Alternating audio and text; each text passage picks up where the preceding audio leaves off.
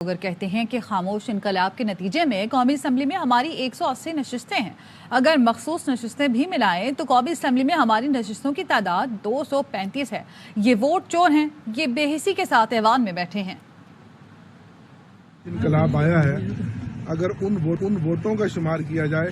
تو پھر ہماری 180 قومی اسمبلی کی سیٹیں بنتی ہیں، اور ان 180 قومی اسمبلی کی سیٹوں کے ساتھ اسپیشل سیٹیں ملائیں تو اس ہاؤس میں ہماری 235 سیٹیں ہیں۔ اس ہاؤس نے، ان حکومتی بینچوں نے ہمارا ووٹ چرایا ہے۔ یہ ووٹ کے بھی چور ہیں، یہ اس قوم کے قومی خزانے کے بھی چور ہیں، یہ ڈاکو ہیں، اور کس بے حسی کے ساتھ،